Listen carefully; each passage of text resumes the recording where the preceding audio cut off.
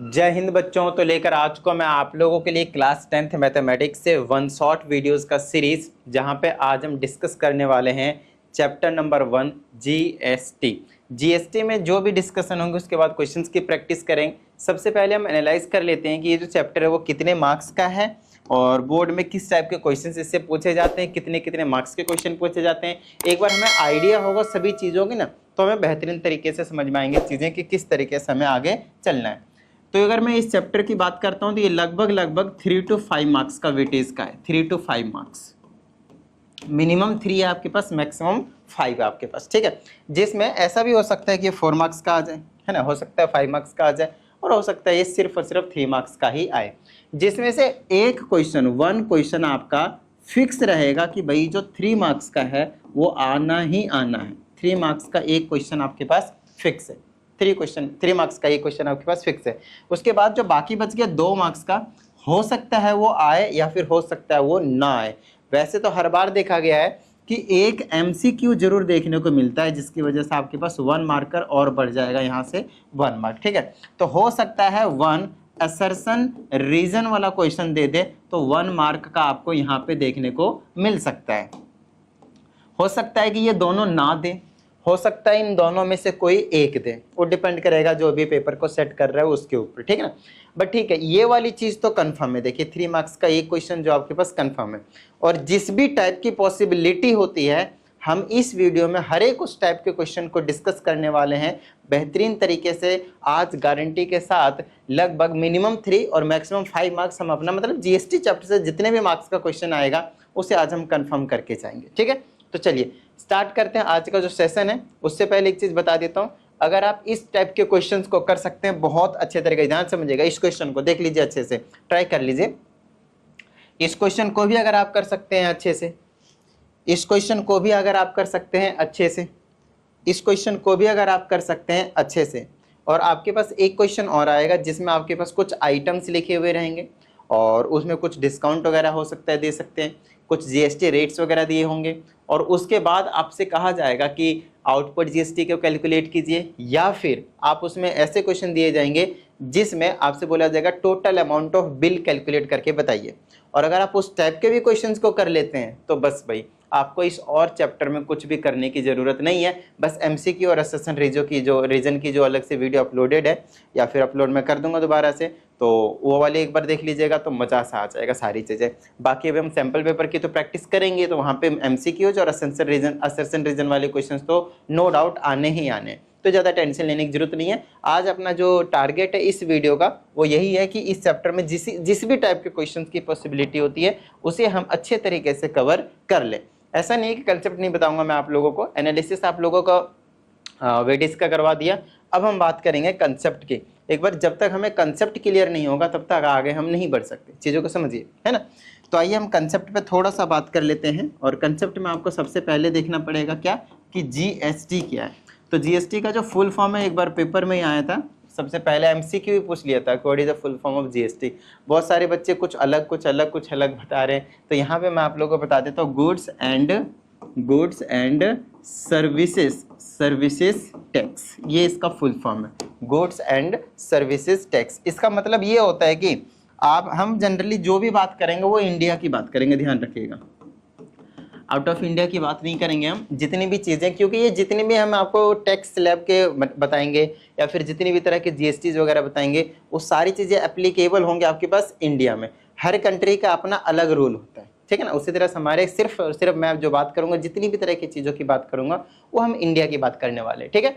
तो ये हो गया हमारे पास गुड्स एंड सर्विसेज टैक्स की कहानी। तो चलिए स्टार्ट करते हैं। गुड्स एंड सर्विसेज टैक्स होता क्या है। देखिए गुड्स का मतलब है आप किसी भी प्रोडक्ट से ले सकते हैं, जल्दी समझ लेंगे।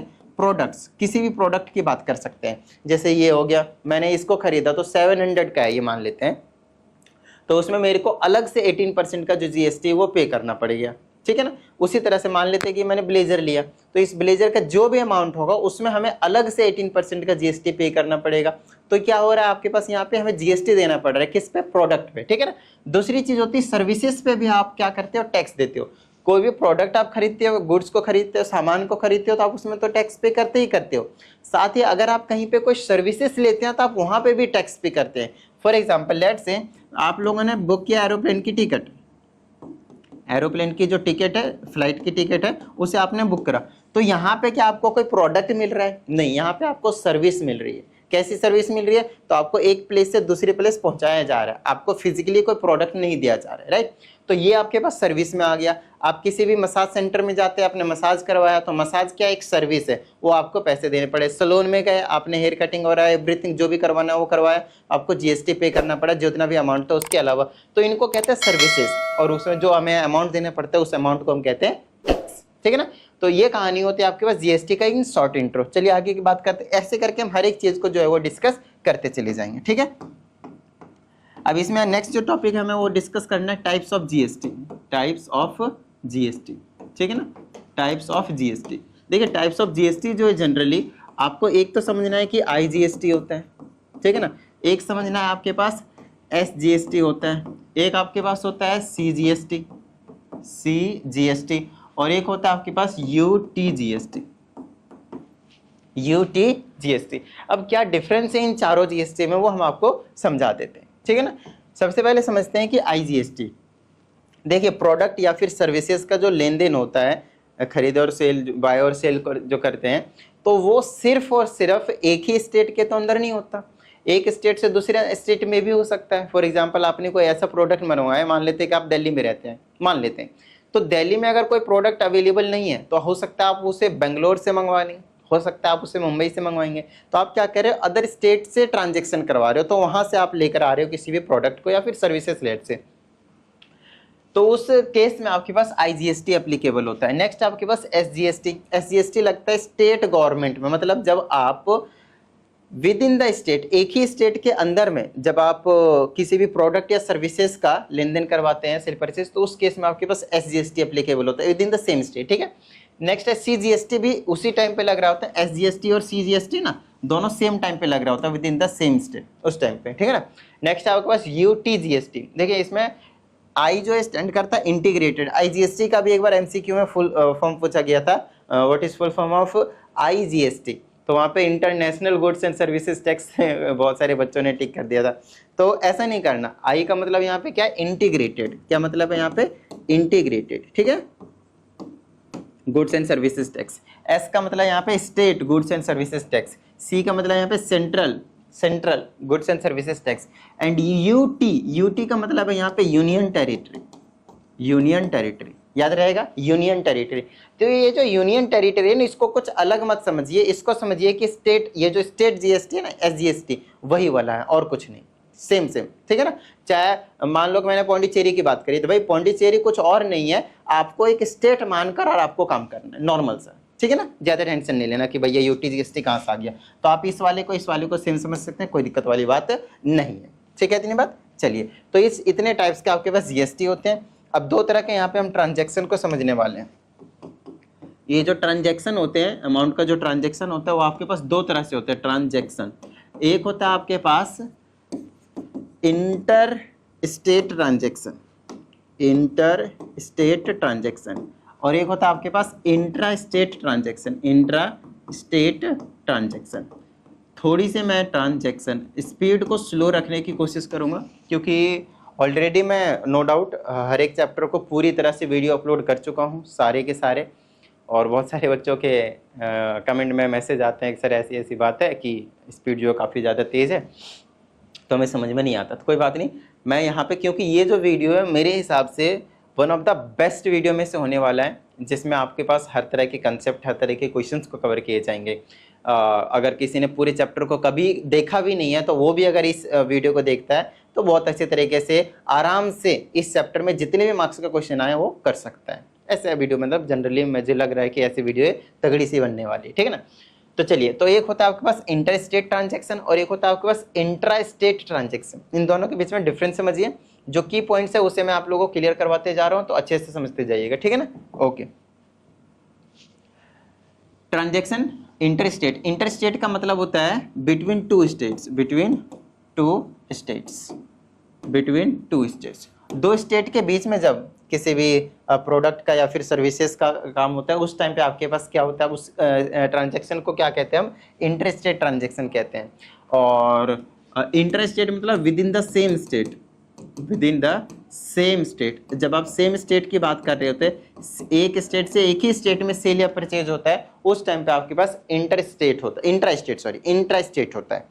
इंटर स्टेट कब है आपके पास? जब दो स्टेट में, मान लेते हैं दिल्ली और मुंबई का एग्जांपल लिया मैंने, तो दिल्ली से कोई सामान को खरीदा गया मुंबई में, है ना, तो उस टाइम पे इंटर स्टेट ट्रांजेक्शन कहलाएगा।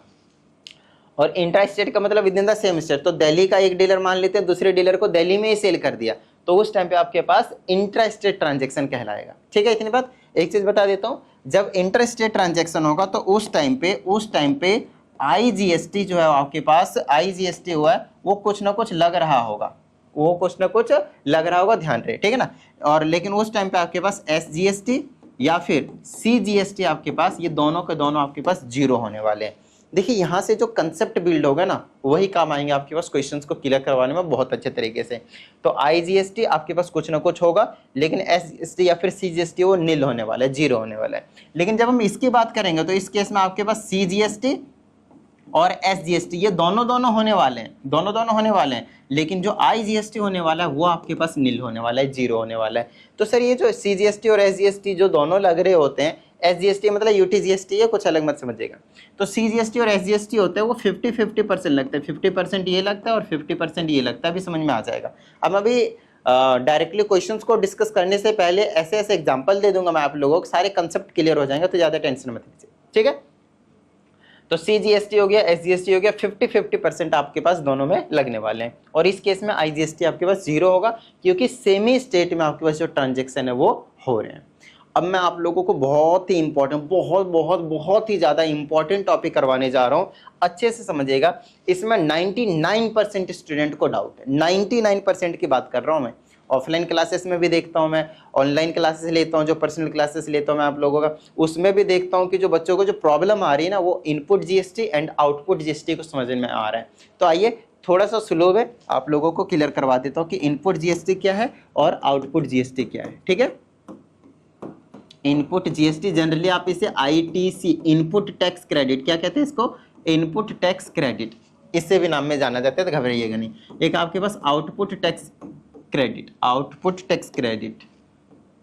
या फिर output tax, simply output GST कह लीजिए, टैक्स कह लीजिए, कोई दिक्कत वाली बात नहीं, आउटपुट GST कह दीजिए। इन दोनों ही का कंसेप्ट समझेंगे हम एक एग्जाम्पल से। जब तक मैं आप लोगों को एग्जाम्पल नहीं दूंगा तब तक आप बहुत ही अच्छे तरीके से इसको नहीं समझ पाएंगे, इसलिए एग्जाम्पल देने जा रहा हूँ, अच्छे से, बहुत अच्छे से ध्यान देकर समझिएगा, ठीक है ना।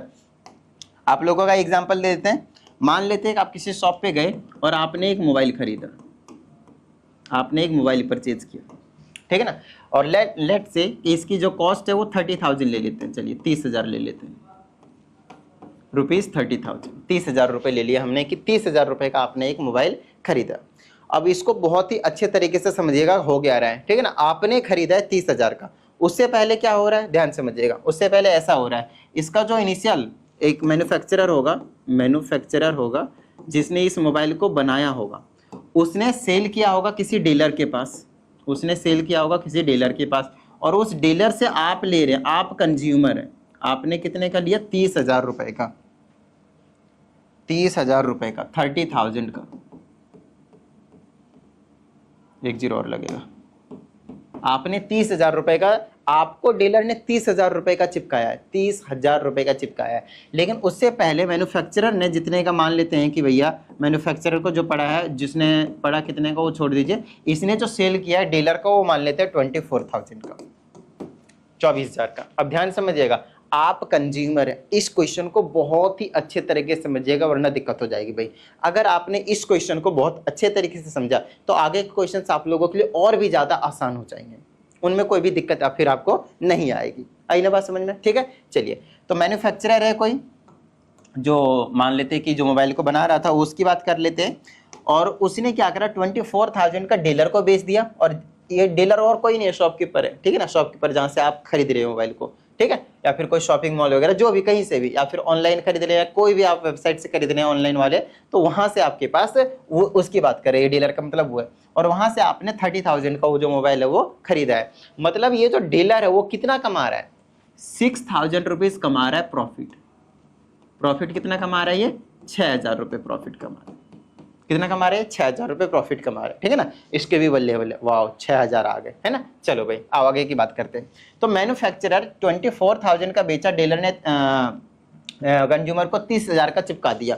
अब इसमें हुआ क्या, 6,000 की तो इसको प्रॉफिट हो गया, बहुत अच्छी बात है। लेकिन हम यहाँ पे बात करेंगे input GST and output GST, ठीक है ना। पहले वाले का आपके पास इनपुट जीएसटी आउटपुट जीएसटी बहुत कम पूछा जाता है, नहीं पूछा जाता है। जनरली आपके पास पहले वाले को छोड़कर इधर वाले की और इधर वाले की input GST and output GST दोनों पूछ लिए जाते हैं। यहाँ पे मैं आपको दोनों ही क्लियर करवाऊंगा। सबसे पहले इनपुट जीएसटी को समझते हैं। इनपुट जीएसटी मतलब the amount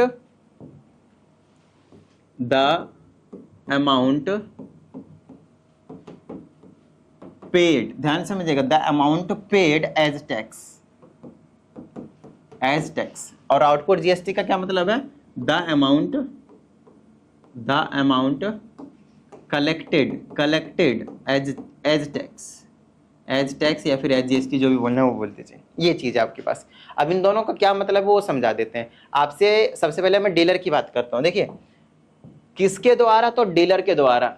the amount paid bye dealer, जिसका भी पूछा जाएगा यहाँ पे बाय के बाद लगा देता हूँ ट्रेडिंग करके, ये खाली स्थान रहेगा।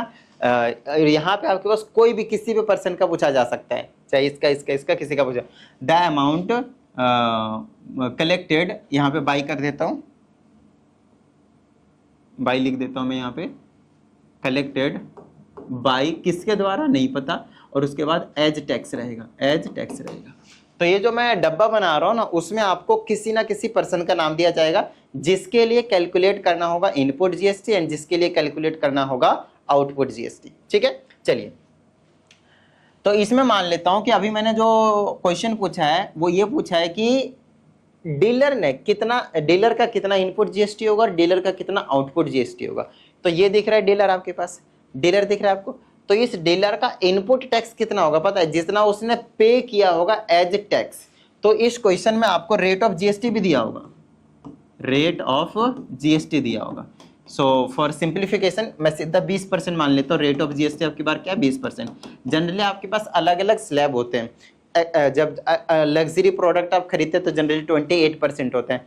एवरेज मैक्सिमम में आपके पास, मैक्सिमम चीज़ों आपके पास 18% का जीएसटी का रेट रहता है। कुछ उसके बाद रहता है 12% वाला, और फूड प्रोडक्ट्स वगैरह में थोड़े बहुत रहते हैं तो 5% वाले में आ जाते हैं, ठीक है ना। तो रेट ऑफ जीएसटी में मान लेता हूँ, कैलकुलेशन थोड़ी इजी हो जाएगी, इसीलिए मैंने बोल दिया कि भैया कितना है, 20% का जीएसटी है आपके पास और कुछ नहीं, ठीक है। अब ध्यान समझिएगा, डीलर ने कितना टैक्स के तौर पे पे किया होगा as tax, how much amount the dealer has paid as tax, बस ये है। इसी को कहते हैं हम इनपुट टैक्स या फिर इनपुट टैक्स क्रेडिट, ITC, ठीक है। इतनी बात। तो देखिए डीलर ने खरीदा कितने का, 24,000 का, तो 24,000 पे उसने टैक्स पे किया होगा, राइट। तो यहाँ पे मैं निकाल देता हूँ कितना परसेंट, 20%। तो यहाँ पे लिख दूंगा मैं 20% ऑफ 24,000, ठीक है ना। ये कहानी आपके पास। अब यहाँ पे ये भी कंडीशन लगाई जा सकती है कि इंट्रा स्टेट का ट्रांजैक्शन है या इंटर स्टेट ट्रांजैक्शन है, एक स्टेट से दूसरे स्टेट में या सेम स्टेट में। तो अभी मैं मान लेता हूँ ये इंट्रा स्टेट ट्रांजैक्शन है। इंट्रा स्टेट का क्या मतलब है, सेम स्टेट में, अलग अलग स्टेट में नहीं, सेम स्टेट में, एक ही स्टेट में, ठीक है। इतनी बात। चलिए तो 20% ऑफ 24,000 निकालेंगे। देखिए जिसको नहीं आती कैलकुलेशन समझ लीजिएगा, 20/100 कर देना है और मल्टीप्लाई में, ऑफ का मतलब मल्टीप्लाई होता है, परसेंट का मतलब बाई में 100, और ये हो जाएगा आपके पास 24,000। 00 से 00 को कैंसिल कर दिए, 24 दूना 48, 24 दूना कितना हो गया 48, 00 4,800 रुपीज़, 4,800 रुपीज़ आपके पास जो आ गया है वो निकल कर 20% ऑफ 24,000, और यही अमाउंट है जिसे हम बोलते हैं ITC, बोले तो इनपुट टैक्स क्रेडिट या फिर सिंपली इनपुट टैक्स, ठीक है ना, इनपुट टैक्स, ठीक है। इतनी बात याद रहेगा। इनपुट जीएसटी यही है आपके पास।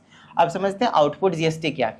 आउटपुट जीएसटी का मतलब होता है कितना अमाउंट वो कलेक्ट करेगा, किससे, जिसको सेल कर रहा होगा। तो फिर से मैंने आपसे पूछा कि जो आउटपुट टैक्स आपको निकालना है वो किसका निकालना है, आउटपुट जीएसटी जो निकालना है वो किसका निकालना है। फिर से मैंने बोला डीलर का निकालना है, डीलर का ही निकालना है।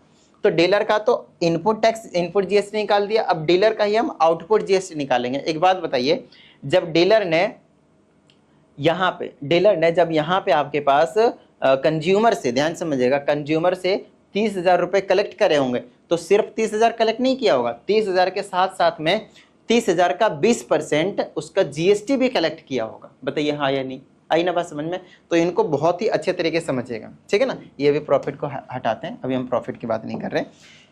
अब मैं यहाँ पे निकाल देता हूँ आउटपुट जीएसटी। आउटपुट जीएसटी, तो आउटपुट जीएसटी कुछ और नहीं होने वाला है, 20%। कहाँ गया, कितना 20% रेट था? हाँ 20% था, तो 20% ऑफ 30,000 ये होने वाला है आपके पास, ये होने वाला है आपके पास। तो ये निकाल देंगे, यहाँ से आ जाएगा 20/100 मल्टीप्लाई बाय में 30,000, ठीक है। 2 0 कैंसिल, मल्टीप्लाई करेंगे तो आ जाएगा आपके पास 6,000। ये जो 6,000 निकल कर आया है वो आपके पास आउटपुट टैक्स है, आउटपुट जीएसटी है।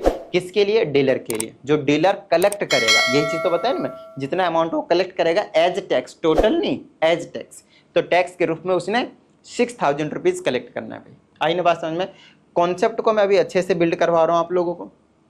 एक बार कॉन्सेप्ट आपका बिल्ड हो गया ना, तो क्वेश्चन, सही बता रहा हूँ, 2 मिनट से ज़्यादा किसी भी क्वेश्चन में नहीं लगेंगे, 2 मिनट से ज़्यादा। अब टाइम बेशक नोट कर लेना, ठीक है ना। वो तो मैं करूँगा तब 2 मिनट, आप अभी स्टार्टिंग में होंगे, ज़्यादा कुछ आपको नहीं आता होगा, तो तब भी आप कर लेंगे तो 3 से 4 मिनट, 5 मिनट मैक्सिमम हो गया। 5 मिनट क्या हो गया? मैक्सिमम हो गया। 1 मिनट, 1.5 मिनट, 2 मिनट ऐसे ही टाइम लगने चाहिए आपके पास हर एक क्वेश्चन को करने के लिए, ठीक है ना। वो एक अलग की बात है, स्टेटमेंट वगैरह लिखते जाएंगे, सारी चीज़ें प्रॉपर बोर्ड के according, it will take time, no doubt. फिर भी आपके पास 5 मिनट मैक्सिमम हो जाएंगे, ठीक है ना। तो आपको इनपुट टैक्स निकालना आ गया और आउटपुट टैक्स निकालना आ गया मेरे हिसाब से। आई ना बात समझ में? ठीक है, ओके। अब यहाँ पे एक और क्वेश्चन पूछा जाता है। क्या क्वेश्चन पूछा जाता है? Tax payable by the dealer, tax payable by the dealer, payable by the dealer. ये क्वेश्चन आपसे पूछा ही पूछा जाएगा और ये very very very very very very important part है, tax payable by the dealer. कि अब डीलर को कितना टैक्स पे करना पड़ेगा, इसमें बच्चे बहुत ज़्यादा कंफ्यूज होते हैं। और इसका क्या मतलब है वो चीज़ बता देता हूँ। इसका मतलब है आउटपुट जीएसटी माइनस का input GST, output GST minus का इनपुट जीएसटी। क्या है इसका मतलब, अभी समझा देते। देखिए, पेएबल बाय द डीलर का मतलब ये है कि उसने तो जीएसटी 24,000 पे ऑलरेडी पे कर रखा है। बताइए हाँ या नहीं? जब भी ये डीलर इससे प्रोडक्ट खरीद रहा होगा मैन्युफैक्चरर से, तो उसको तो इसने 24,000 का 20% जो कि 4,800 है वो पे कर चुका होगा। बोलिए हाँ या नहीं? बिल्कुल सही बात है। तो अब जो 30,000 पे वो अपना टैक्स कलेक्ट कर रहा है 6,000 रुपीज़, 6,000 रुपीज़ 30,000 पे जो कलेक्ट कर रहा है वो 6 के 6,000 गवर्नमेंट को पे नहीं करेगा भाई। क्योंकि उसने 24,000 पे जितने का वो सामान खरीद रहा था उतने का ऑलरेडी वो जीएसटी पे कर चुका है। तो बाकी बचे कितने? 30,000, 6,000 रुपए बचे, मतलब 24 से 30 माइनस जो प्रॉफिट हो रहा था। एक्चुअल में tax payable by the dealer होता क्या है? वो सिंपल यही होता है कि जितने का उसको प्रॉफिट हो रहा है, अब जो जीएसटी पे किया जाएगा वो सिर्फ और सिर्फ उसी अमाउंट पे पे किया जाएगा, उसके अलावा टोटल अमाउंट पे नहीं किया जाएगा। जैसे कि 30,000 तो कंज्यूमर से कलेक्ट करेगा और 30,000 का 20% 6,000 भी कलेक्ट करेगा, मतलब कंज्यूमर को ये 36,000 का मोबाइल पड़ेगा, दैट्स फाइन। बट अब यहाँ से जो टैक्स पे करेगा ना ये जो डीलर, वो 6,000 पूरा नहीं पे करेगा। टैक्स के रूप में 6,000 तो लिया है कंज्यूमर से, लेकिन 6,000 नहीं पे करेगा क्योंकि 4,800 रुपये 4,800 ही हैज ऑलरेडी पेड। तो अब जो अमाउंट बचा है output GST minus input GST, profit का अमाउंट सिर्फ और सिर्फ उतना ही पे करेगा। तो आप समझिएगा, यहाँ से इसको आप ऐसे निकालेंगे, आउटपुट जीएसटी माइनस का इनपुट जीएसटी। तो आउटपुट जीएसटी 6,000 था, माइनस का इनपुट जीएसटी 4,800 रुपये था, तो 1,200 रुपीज़ 1,200 रुपीज़ ये जो अमाउंट है वही टैक्स पेएबल होगा बाय द डीलर और कुछ नहीं। अच्छे समझ लीजिएगा इसी चीज़ को। ये जो टैक्स पेएबल है ना, ये जो टैक्स पेएबल है वो कुछ और नहीं है, समझा देता हूँ यहाँ पे, अच्छे से लिखिएगा। ये इक्वल है किसके इक्वल में? टैक्स और simply you can say GST on profit, GST on profit. तो ये जो 1,200 रुपीज़ आपने निकाला है, कैसे निकाला आपने? Output GST minus input GST. तो जरूरी नहीं कि हर बार आप यही करें, output GST minus input GST तब जाकर टैक्स पेएबल आएगा, नहीं। आप बस इतना देख लें, जिसका पूछा गया है टैक्स पेएबल, जैसे भी यहाँ पे डीलर का पूछा गया, तो आप इतना देख लें कि उसने प्रॉफिट कितने कमाया और कुछ भी नहीं, सिर्फ ये देख लें आप, सिर्फ आपको यही देखना है। तो आप देख लो भाई कितना कमाया प्रॉफिट, 24,000 का खरीद के 30,000 का बेच दिया तो 6,000 का प्रॉफिट हुआ। तो 6,000 का जो जीएसटी है वो निकाल दो, जीएसटी रेट कितना है 20%, तो 20% ऑफ 6,000, लो भाई 0 0 कट गया, मल्टीप्लाई करो 1,200 रुपये आ गया आपके पास। 6,000 आएगा ना, 1,200 आएगा, तभी तो 1,200 आएगा। तो ये आ गया आपके पास 1,200 रुपीज़। तो आपको वही चीज़ तो बताया मैंने, या तो आप output GST minus input GST करके निकालें, या फिर आप डायरेक्टली क्या करें भैया, सीधा प्रॉफिट का जो जीएसटी रेट है वो निकाल दें, वही उसका टैक्स पेएबल होगा। बार बार कह रहा हूँ, ध्यान समझिएगा। यही आपके पास एक मेन कंसेप्ट है, उसके बाद हम डायरेक्टली क्वेश्चन पे आने वाले हैं। Yes, we are going to question. चलो अब आ जाते हैं हम क्वेश्चन पे। अब देखना क्वेश्चन कैसे, बिल्कुल छोटा छोटा सा आ जाएगा, ठीक है ना, ध्यान समझिएगा। अगर इंट्रा स्टेट होता है तो वहां पे सीजीएसटी और एसजीएसटी दोनों लग रहे होते हैं।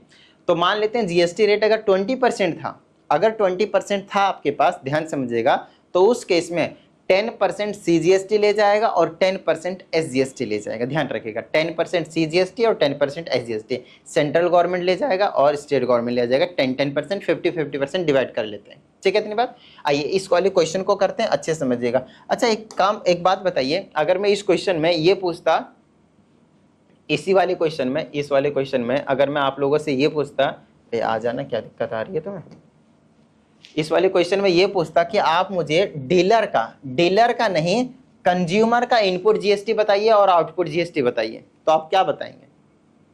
इनपुट जीएसटी और आउटपुट जीएसटी अगर आपसे मैंने कंज्यूमर का पूछ लिया होता तो आप क्या बताते?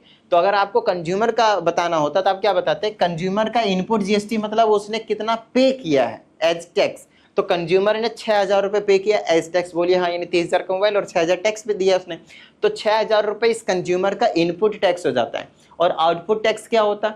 ध्यान रखिएगा बहुत अच्छे तरीके से, आउटपुट टैक्स इसका नील होता, जीरो होता। बताइए क्यों? बताइए क्यों? क्यों? क्योंकि इसने क्या किसी को सेल किया है? नहीं। क्या ये किसी से टैक्स को कलेक्ट करेगा? कैसे कलेक्ट करेगा भाई, जब इसने बेचा ही नहीं। तो जो एंड यूजर होता है, जो कंज्यूमर होता है, उसका कभी भी आउटपुट जीएसटी नहीं होता, क्योंकि आउटपुट जीएसटी का मतलब है वो किसी और पर्सन से टैक्स को कलेक्ट करने वाला है। तो एंड यूजर जो उसे यूज करने वाला है प्रोडक्ट को या फिर सर्विसेज को, वो कैसे सेल करेगा? सेल नहीं करेगा तो उसके पास जीएसटी भी कलेक्ट नहीं होगी, और जीएसटी कलेक्ट नहीं होगी मतलब आउटपुट जीएसटी नहीं होगी। अच्छे से याद रखिएगा, ठीक है।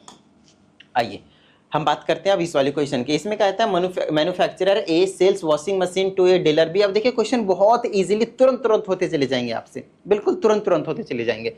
तो सबसे पहले एक थोड़ा सा ये फ्लो चार्ट टाइप्स का बना लीजिएगा। कोई मैन्युफैक्चरर ए है, उसने सेल कर दिया washing machine to a dealer B for 12,500। तो यहाँ पे कोई डीलर बी है और उसको बेच दिया गया है 12,500 रुपीज़ का, ठीक है। आगे कहा जाता है the dealer B sells it to a consumer. तो इसने कंज्यूमर के पास सेल कर दिया, सी के पास मान लेते हैं, कंज्यूमर के पास, at a profit of 1,500 rupees. कितने का प्रॉफिट कमाया?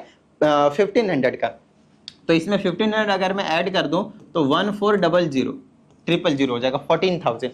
12,500 का वॉशिंग मशीन था, बी वाला जो डीलर था आपके पास वो 1,500 का प्रॉफिट कमाया, तो कितना हो गया टोटल? 14,000। तो जो कंज्यूमर को अब मिलेगा जो प्रोडक्ट, वो वॉशिंग मशीन, वो 14,000 का मिलेगा, राइट, ओके। अब कहते हैं सारे सेल्स जो वो इंट्रा स्टेट है, with in the same state है, एक स्टेट से एक स्टेट में बेचा जा रहा है। अगर मैं बात करता हूँ भाई बिहार की, तो बिहार में खरीदा और बिहार में बेच दिया, चोरी नहीं किया भाई, बिहार में खरीदा और बिहार में बेच दिया, ध्यान रखिएगा, ठीक है। And the rate of GST is 12%, rate of GST is 12%। तो चलो रेट ऑफ जीएसटी भी हमें पता ही है, आगे चलते हैं। अब क्वेश्चन निकालने से शुरू कर देते हैं। कहते हैं the amount paid by the dealer B to the central government. देखिए अब जो डीलर है वो कितना जो अमाउंट है वो पे करेगा, किसको भाई? सेंट्रल गवर्नमेंट को। अब यहाँ पे बहुत ही अच्छे तरीके से ध्यान दीजिएगा। अभी जो क्वेश्चन मैंने आप लोगों को यहाँ पे बताया कि tax payable by the dealer, ये वाला चीज जो बताया था, वही काम आपको यहाँ पे करना है, वही काम आपको यहाँ पे करना है और कुछ भी नहीं। बिल्कुल एकदम इजी सा क्वेश्चन, ठीक है ना। चलिए मैं आपको समझाता हूँ। अब क्योंकि 12% रेट ऑफ जीएसटी था, इन्होंने बोला है सेंट्रल गवर्नमेंट का, तो सेंट्रल गवर्नमेंट का क्या सिस्टम है भाई? सीजीएसटी बोला है, सीजीएसटी पूछा है आपसे, तो आपको बता दो क्योंकि जब with in the same state है तो यहाँ पे दो तरह के जीएसटी एक्ट करेंगे। एक CGST और एक SGST, और जो रेट ऑफ GST होता है उसका 50-50% दोनों लोग डिवाइड कर लेते हैं। तो 6% सेंट्रल गवर्नमेंट ले जाएगा और 6% स्टेट गवर्नमेंट ले जाएगा।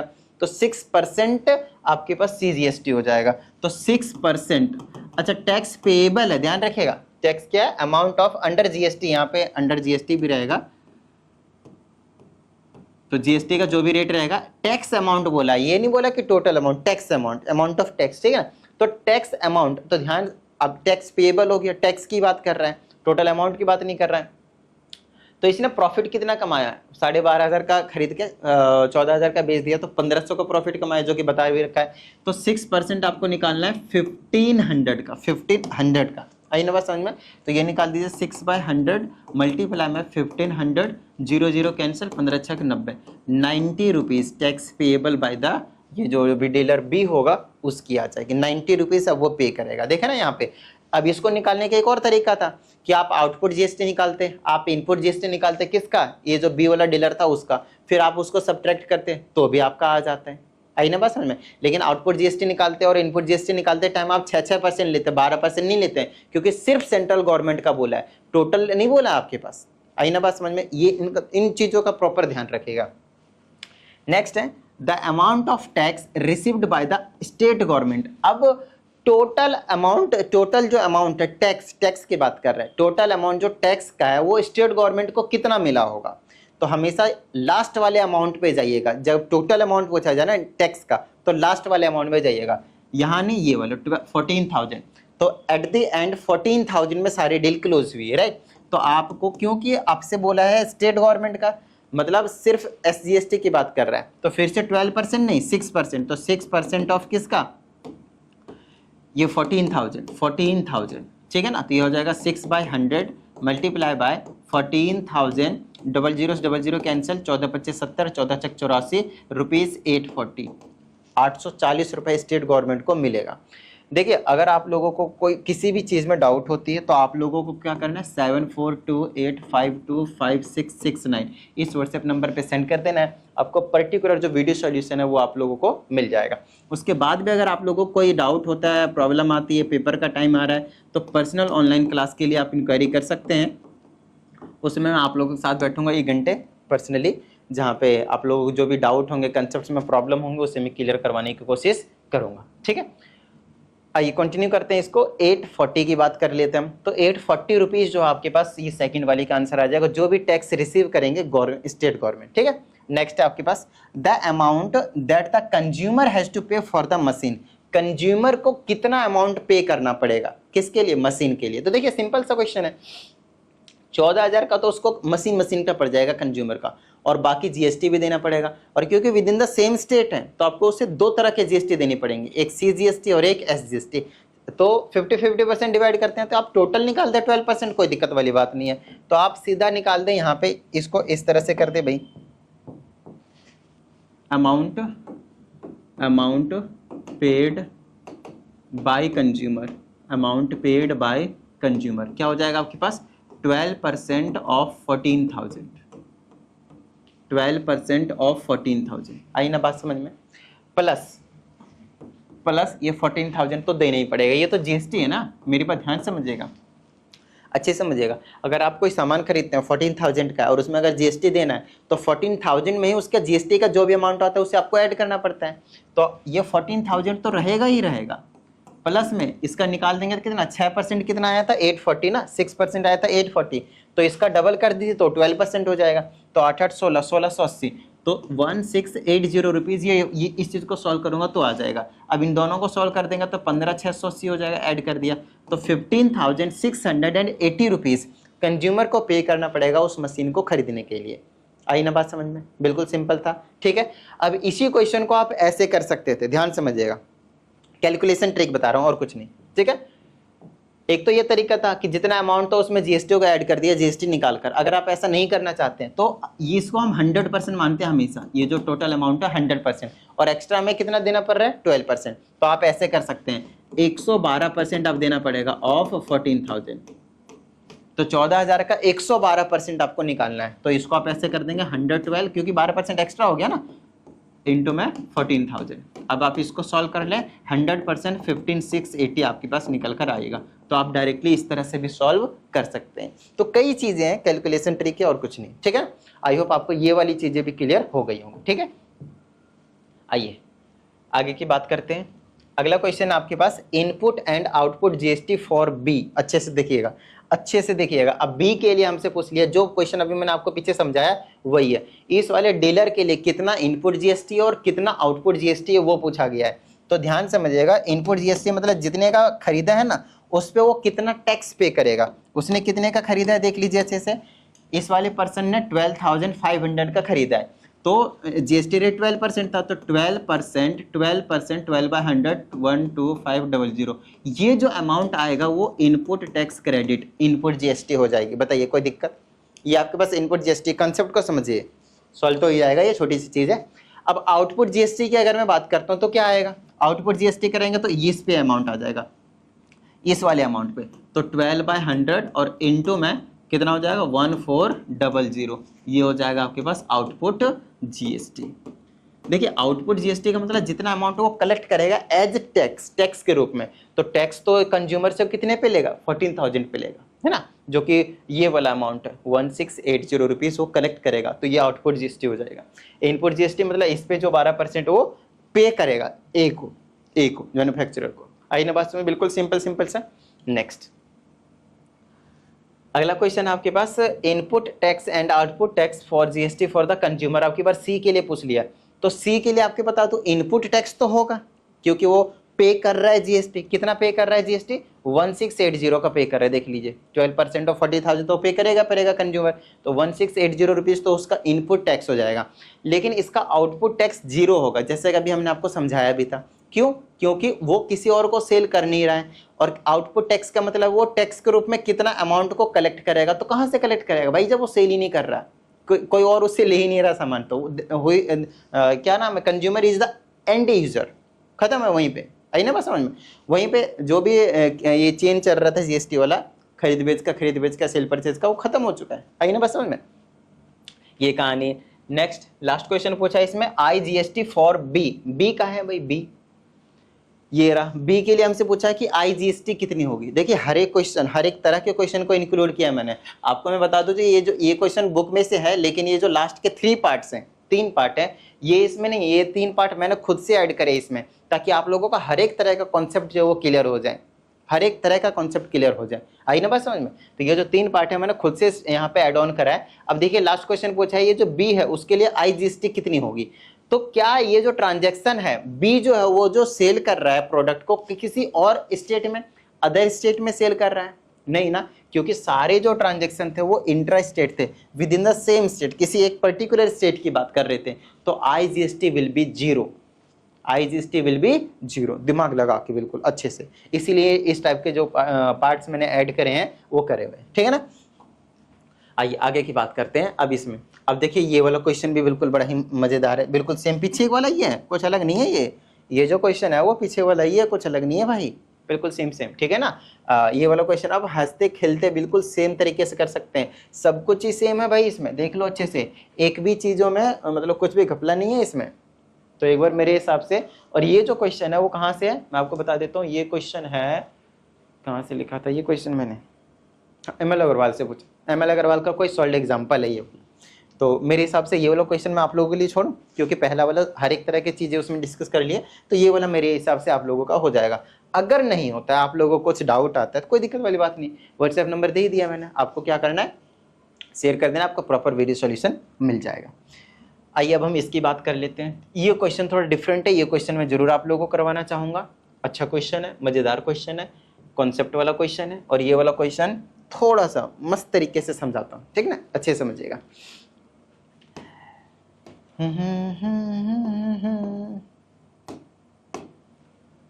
एक बात बताइए, अगर किसी शॉप पे गए और आपने कुछ भी खरीदा, मान लेते आपने एक शर्ट खरीदा जिस पे प्रिंटेड प्राइस था 990 रुपीज़, 990 रुपये। कितना था? 990 रुपये। आई ना बात समझ में, कितने का था? 990 रुपये का प्रिंटेड प्राइस था। तो आप गए शॉपकीपर के पास और आपने बोला सर ऐसा है 990 तो मैं दे दूंगा लेकिन जीएसटी नहीं दूंगा। अब दुकानदार बोलेगा भाई मैं अपने जेब से तो जीएसटी दूंगा नहीं, अपने जेब से मैं जीएसटी बिल्कुल भी नहीं दूंगा। आई ना बात समझ? तो एक चीज़ बता देता हूँ मैं, बिल्कुल सिंपल क्या तरीका होता है। अगर आपके पास, चलिए पहले इस कंसेप्ट को समझिए फिर वो वाला चीज़ों को समझाऊंगा। 990 रुपीज़ प्रिंटेड प्राइस था उस पर, ठीक है। आपने बोला मैं जीएसटी पे नहीं करूँगा, शॉपकीपर एग्री नहीं हुआ कि भाई आपको तो जीएसटी पे करना ही पड़ेगा, ठीक है ना। और कई बार आपने ये भी देखा होगा कि बहुत सारे शॉपकीपर एग्री हो जाते हैं, आप मत दीजिए जीएसटी, कोई दिक्कत वाली बात नहीं है, कम कर देता हूँ मैं, ठीक है ना। तो जो भी मैं गया, आप गए शॉपकीपर से बोला भाई ऐसा है मैं 990 दूंगा तो सही, लेकिन एक्स्ट्रा जीएसटी नहीं दूंगा, जीएसटी आप उसी में इंक्लूड करो, जीएसटी आप उसी में इंक्लूड करो। तो शॉपकीपर और बहुत सारे शॉपकीपर करते क्या है मालूम है, अमाउंट को रिड्यूस कर देते हैं, पहले से कुछ कम अमाउंट कर देते हैं और उसमें जीएसटी मिलाकर, ठीक है ना, इतना अमाउंट रखते हैं जिसमें अगर जो भी रेट ऑफ जीएसटी होगा उसको मिलाकर 990 ही हो जाए टोटल, ऐसा कर देते हैं। तो अगर कोई आपको अमाउंट कम करके दे रहा है तो जीएसटी जरूर लगा रहा है उस पर, चाहे वो अपना वाला प्राइस कम करवा रहा है लेकिन जीएसटी जरूर लगा रहा है आपके पास, ऐसा नहीं है कि जीएसटी पे नहीं हो रहा। आई ना बात समझे? तो आप, मेरा सवाल ये है कि अगर रेट ऑफ जीएसटी में मान लेता हूं कि 10% था, 10% था, तो आप मुझे बताइए कि कितने का डिस्काउंट दिया, कितने का डिस्काउंट दिया शॉपकीपर ने, कितने का दिया होगा? 90 रुपए का दिया। मैं आपको समझाता हूँ कैसे, इनिशियली ना उसने 900 रुपए कर दिया होगा प्राइस, और उसका 10% निकाल दिया, 10% उसका 90 रुपए निकलेंगे, तो 90 रुपए उसका 10% जीएसटी लगा दिया, तब जाकर 990 में आपको पकड़ा दिया।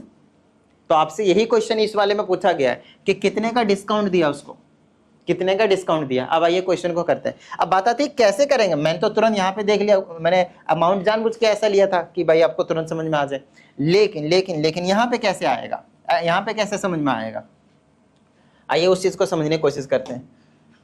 बड़ी छोटी सी चीज है, इसमें कहा जाता है miss Chawla goes to a shop to buy leather coat, एक कोट खरीदने के लिए गए, लेदर का कोट खरीदने के लिए, विच कॉस्ट 885 रुपीज, है ना, 885 रुपए, और वो आपके पास लिस्ट प्राइस है, प्रिंटेड प्राइस है, मार्क प्राइस है, जो उस पर लिखा हुआ था, ठीक है। अब हमसे कहा जाता है the rate of GST is 18%, GST का रेट है 18%। कहता है C tells the shopkeeper to reduce the price to such an extent such that C has to pay 885 inclusive of GST. बिल्कुल सेम क्वेश्चन जो भी हमने आपको समझाया कि मैं आपको 885 रुपीज पे तो जरूर करूंगी, मिस चावला कह रही है 885 रुपीज तो मैं जरूर पे करूंगी, लेकिन मैं एक्स्ट्रा जीएसटी नहीं दूंगी, जीएसटी भी आपको उसी में इंक्लूड करना पड़ेगा। तो आपको अब बताना है कि शॉपकीपर ने कितने का डिस्काउंट दिया था, कितने का अमाउंट जो है वो कम करना पड़ गया होगा शॉपकीपर को कि जो टोटल अमाउंट हो वो 885 ही हो। तो हम ऐसा मानते हैं कि भाई एक पर्टिकुलर अमाउंट तो उसने कम किया होगा, कम किए वाले को कुछ लेट मत करना इस केस में लेट कर लेना कि ओरिजिनल प्राइस कितना उसने रखा होगा। तो यहां पे मैं मान लेता हूं लेट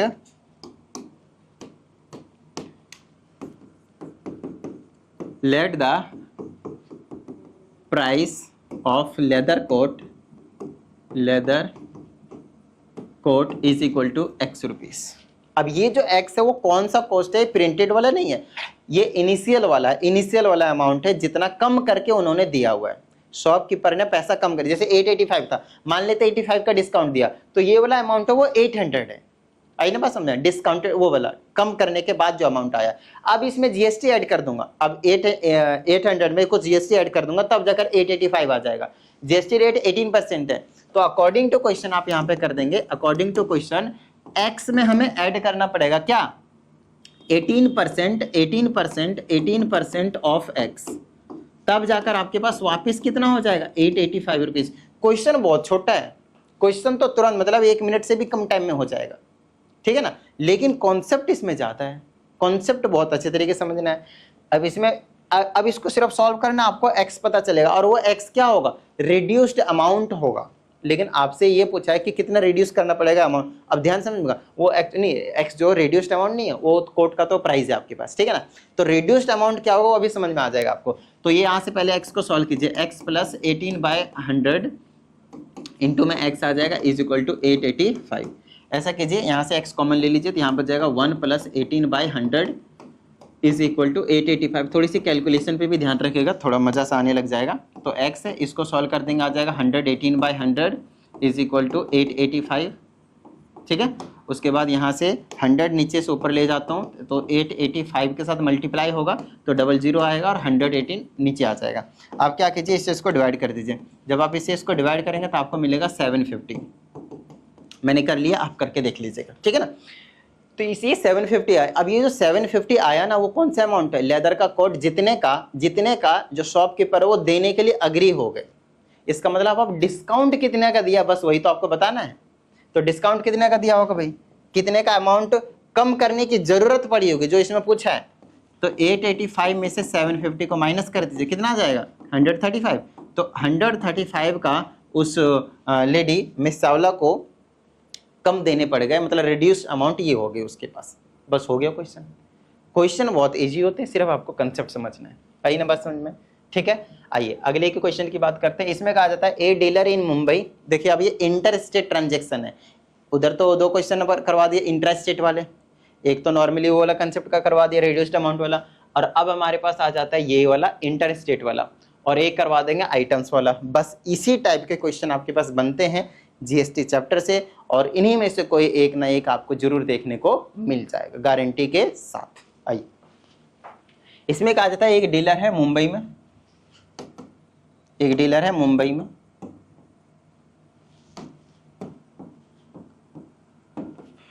इसमें कहा जाता है sold a telescope to end user in Bangalore. Bangalore end user का मतलब ही इज द कंज्यूमर, जो भी पर्सन खरीद रहा है he is the consumer, he is the consumer, वो एंड यूजर है, मतलब वो कंज्यूमर है। ठीक है ना, उसके बाद वो सेल नहीं करने वाला।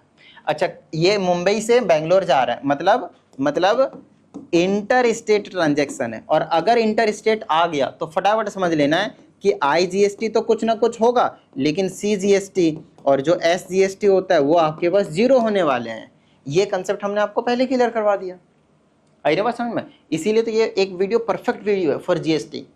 हर एक मेरा वन शॉट वीडियो जो परफेक्ट होने वाला है। अगर वो वाला वन शॉट वीडियो आप लोगों ने देख लिया तो उसके बाद आपको कुछ देखने की जरूरत ही नहीं है, गारंटी के साथ कह रहा हूँ मैं। MCQ हो गया, सर्सन रीजन होगा, उसकी हम प्रैक्टिस कर लेंगे, टेंशन मत लीजिए। तो एक आधे नंबर वहाँ से जो बच रहे होंगे वो हम ले आएंगे, लेकिन गारंटी के साथ कह रहा हूँ जिस भी टाइप का क्वेश्चन बनते हैं, जिस भी टाइप के कंसेप्ट होते हैं, हर एक तरह की चीज़ें मैं यहाँ पे आप लोगों के लिए इंक्लूड कर देता हूँ। तो कितने का बेचा है भाई? 25,000 का। नहीं, मार्केट प्राइस 25,000 है टेलीस्कोप का, 25,000। और फिर कहता है dealer offered a discount of 20%, 20% का डिस्काउंट भी दे दिया। तो 25,000 का 20% निकाल दिया तो 20/100, 00 कैंसिल, 25 दूना 50 हो जाएगा और ये 00, तो 5,000 का डिस्काउंट हो गया। तो ओवरऑल जो मुंबई में डीलर था उसने ये जो एंड यूजर को बेंगलोर में बेचा है वो कितने का बेचा? 20% के डिस्काउंट पे, मतलब टोटल 25,000 में से 5,000 का डिस्काउंट दे दिया। तो सिर्फ 20,000 का ये जो टेलीस्कोप है वो पड़ गया है किसको? बेंगलोर वाले जो भी आपके पास कंज्यूमर है, एंड यूजर है, उसको। अब आगे हमसे क्या आता है, if the rate of GST is 28%, थोड़े लग्जरी टाइप का सामान हो गया, ये प्रोडक्ट हो गया है ना, गुड्स हो गया, तो उसके इसमें 28% GST देगा ना। ये GST के स्लैब्स होते हैं अलग अलग, ठीक है ना, अलग अलग प्रोडक्ट में अलग अलग। कहा जाता है calculate the IGST, SGST, CGST। आपको मैंने क्या बता दिया, सबसे पहले तो SGST को जीरो कर दीजिए, CGST को जीरो कर दीजिए, क्योंकि ये इंटर स्टेट ट्रांजेक्शन है, एक स्टेट से दूसरे स्टेट के ट्रांजेक्शन की हम बात कर रहे हैं। आई ना बात समझ में? ठीक है, अब हमसे कहा जाता है also determine the total amount of bills. ठीक है, हम total amount of bill calculate कर लेंगे। अभी हमसे क्या बोला है? IGST। अब IGST लगाना पड़ेगा यहाँ पे। तो ये जो 28% ना, सारा का सारा अमाउंट क्या है आपके पास? IGST है। सारा का सारा अमाउंट आपके पास IGST है। तो आप 28% निकाल दीजिए। 28% ऑफ कितने का बेचा भाई? 20,000 का। टुडिंग टुडिंग टुडिंग, 20 से 20 को कैंसिल कर दीजिए, 28 दूना 56, 5,600 आ गया। तो 5,600 आपके पास क्या आ गया? IGST आ गया। बताइए किसी भी तरह की कोई प्रॉब्लम भाई? देखिए मेरी तरफ से तो नहीं है, आप लोगों की भी तरफ से कुछ दिक्कत है तो भाई तो डिस्क्रिप्शन में भी नंबर है, आपको बता भी दिया, भेज दीजिए, डाउट को क्लियर कर दिया जाएगा। चाहे कैसे भी करें, करेंगे भाई, डाउट जरूर क्लियर करेंगे आप लोगों का, ठीक है ना। आइए आगे की बात करते हैं। नेक्स्ट, अब आगे की बात करेंगे तो इसमें आ जाएगा also determined the total amount of bill. Total amount of bill का मतलब है कंज्यूमर को कितना पे करेगा, इंक्लूडिंग जीएसटी होता है भी, ध्यान रखिएगा। तो बेंगलोर वाले को पड़ा तो 20,000 का है, 20,000 का, लेकिन 20,000 के अलावा क्या करना पड़ेगा उनको, जीएसटी भी पे करना पड़ेगा। कितना जीएसटी पे करना पड़ेगा, ऑफकोर्स 28% रेट ऑफ जीएसटी है, तो 5,600 और पे करना पड़ेगा। तो इसमें ऐड कर दीजिए 5,600, तो 25,600 रुपीज जो अमाउंट है ये पे करना पड़ेगा एंड यूजर बेंगलोर वाले को। आई बात समझ में, ठीक है। ये क्वेश्चन हो गया भाई, खत्म हो गया क्वेश्चन। ठीक, क्वेश्चन में आपसे क्या तो रहा हूं मैं, 2 मिनट, 2.5 मिनट, 1.5 मिनट, 1 मिनट, इससे ज्यादा टाइम नहीं लगेंगे क्वेश्चन को करने में। सिर्फ आपकी बुद्धि काम करनी चाहिए, जल्दी से समझ में आ जाना चाहिए, बस और कुछ नहीं। आइए एक काम और करते हैं, एक और क्वेश्चन को समझते हैं बहुत बेहतरीन तरीके से। ये वाला क्वेश्चन फ्रीली माइंड से कीजिएगा, बहुत इंपॉर्टेंट है, बहुत ही अच्छे तरीके से कीजिएगा, ठीक है ना। समझते हैं।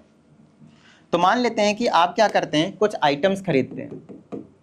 मान लेते हैं आप कुछ आइटम्स खरीदते हैं, ठीक है ना, ABC। चलिए कुछ नाम दे दें, कुछ नाम दे देते हैं। तो फिलहाल मैं आइटम्स के लिए ABC यूज कर लेता हूँ, ठीक है ना। ABC मान लेते, 3 प्रोडक्ट मान लेते हैं, ठीक है ना। आपको जो पसंद हो ABC को वो समझ लीजिएगा, कोई दिक्कत वाली बात नहीं।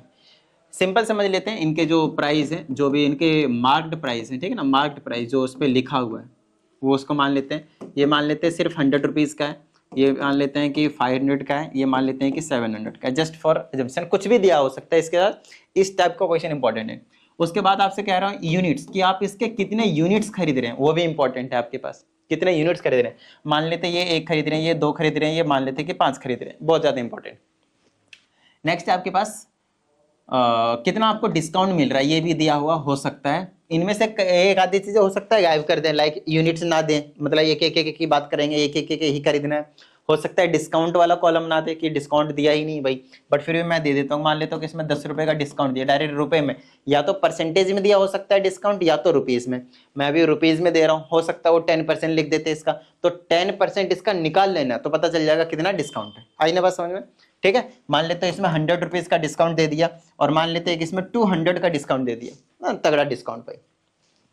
उसके बाद आपके पास यहाँ पे बस यही है, सिर्फ इतना इंफॉर्मेशन आपके पास गिवन होंगे। अब आपको बताना है कि टोटल अमाउंट ऑफ बिल कितना होगा, टोटल अमाउंट ऑफ बिल कितना होगा। तो अब आपको क्या करना है पता है, एक नया कॉलम बनाना है इसी में ही, और यहाँ पे लिख देना है कि कितना जीएसटी लगेगा। जीएसटी रेट आपको गिवन होगा, जीएसटी जो रेट है वो आपके पास गिवन होगा। मान लेते हैं फॉर कैलकुलेशन, इजी कैलकुलेशन के लिए मैं 10% मान लेता हूँ। आपके पास कोई सा भी रेट जनरली 12%, नहीं तो 18%, 12 या फिर 18, इन दोनों में से कोई 1% जो वो गिवन होंगे, ठीक है। चलिए तो फटाफट देख लेते हैं कि जीएसटी कितना लगेगा, और टोटल अमाउंट कर देते हैं, टोटल अमाउंट कर लेंगे। टोटल अमाउंट हम यहाँ पे निकाल लेंगे, टोटल अमाउंट इसके लिए, इसके लिए, इसके लिए, और फाइनल अमाउंट हम निकाल देंगे, फिर वो वाला टोटल बिल जो अमाउंट है वो निकल जाएगा। ये देखिए 100 रुपीज का मार्क प्राइस है, 1 खरीद रहे हैं और 10% का डिस्काउंट दिया, 1 पे 10%, ये 1 यूनिट का होता है, ठीक है ना, 10%। तो ओवरऑल ये 90 रुपए का पड़ रहा है, तो 90 रुपए का 1 खरीद रहे हैं तो 90 रुपीज, 90 रुपीज का 10% उस आपका जीएसटी रेट है, तो 10% जीएसटी रेट कितना हो जाएगा आपके पास, 90 रुपीज का 9 रुपए हो जाएंगे ना, 9 रुपीज हो गया, खत्म बात, ये 9 रुपीज हो गया जीएसटी, ठीक है। अभी इस पे निकाल लेते हैं 500 का, 500 पे 100 रुपए का डिस्काउंट है, तो ओवरऑल ये जो भी आपके पास आइटम है वो 400 का पड़ा है, और 400 का आपने लिया कितने यूनिट है, 2 यूनिट, तो ओवरऑल आपके पास 800 दिया आपने, 800 का 10% निकाल दीजिए, 80 रुपीज आ जाएगा, ठीक है ना। कैलकुलेशन इजी करने के लिए 10% ले लिया मैंने। 700 में 200 का आपको डिस्काउंट मिल गया, तो 500 का पड़ा, 500 वाले आपने 5 पीस खरीदे हैं, तो 2500 का पड़ गया, 2500 का जीएसटी 250 हो जाएगा, 10% निकाल दिया मैंने। आई ना बात समझ में, कैलकुलेशन कर लीजिएगा, ओके। अब देखिए टोटल अमाउंट कितना, अब ये वाला जीएसटी रेट हो गया। अब अमाउंट देखेंगे, टोटल अमाउंट नहीं लिखते इसको, चलिए अमाउंट कर देते हैं, ठीक है ना, अमाउंट। तो अमाउंट कितना हुआ, 9 रुपीज जीएसटी पे करना पड़ रहा है, और साथ में आपके पास 90 रुपए ये करना पड़ रहा है, तो 99 रुपीज आपका इसका हो गया। देखिए किस तरीके से चीजें हो रही हैं, क्योंकि ये डिस्काउंटेड अमाउंट कितना हो गया आपके पास, चाहे एक और कॉलम आप बना सकते हैं, डिस्काउंटेड अमाउंट 90 रुपीज, फिर यूनिट एक तो 90 रुपए और 9 रुपए जीएसटी, तो 99 रुपीज हो गया। उसके बाद है आपके पास 500 वाले खरीद लिए थे हमने, है ना, तो 100 रुपीज का डिस्काउंट था, तो 400 का, 400 और 2 लिया था तो 800, 800 और ये कितने का है, 80 रुपए का, तो 880 हो जाएगा, 880 रुपए हो जाएंगे, ठीक है। अब इस वाले का कर लेते हैं। इस वाले का वैसे तो 2500 हो गए, कोई दिक्कत वाली बात नहीं है ना। 200 डिस्काउंट करके तो 5 के लिए 2500 हो गए, 2500। लेकिन उसमें से आपके पास 250 रुपये जीएसटी भी देने पड़ेंगे, तो 2750, 2500 और 2750 रुपीज़ आपके पास होंगे। अब फाइनल जो बिल अमाउंट आएगा, बिल अमाउंट वो इन सबको जोड़कर आएगा। आपसे 2 क्वेश्चन पूछे जा सकते हैं, या तो जीएसटी पूछ लेंगे, टोटल जीएसटी बताओ भाई, तो टोटल जीएसटी के लिए इनको ऐड कर दीजिए, इन सबको, ठीक है ना। और टोटल जो बिल अमाउंट के लिए वो इनको ऐड कर दीजिए, इनको ऐड कर दीजिए, इनको ऐड कर दीजिए, आपका ये टोटल जीएसटी मिल जाएगा और यहाँ से आपके पास टोटल क्या हो जाएगा, बिल का अमाउंट निकल कर आ जाएगा। बस खत्म बात, आई ना बात समझ में। तो उम्मीद करता हूँ सारी की सारी चीज़ें, बहुत ज़्यादा इंपॉर्टेंट वीडियो था ये, आप लोगों को क्लियर हो गए होंगे। और अगर ऐसा है तो फटाफट यार वीडियो को जरूर लाइक कर दीजिए। साथ ही अगर आप इस चैनल पर एक नई स्टूडेंट है तो चैनल को सब्सक्राइब करके बेल आइकन को जरूर प्रेस कीजिएगा। चलिए मिलते हैं अगली वीडियो में, प्रैक्टिस करते रहिएगा। जय हिंद।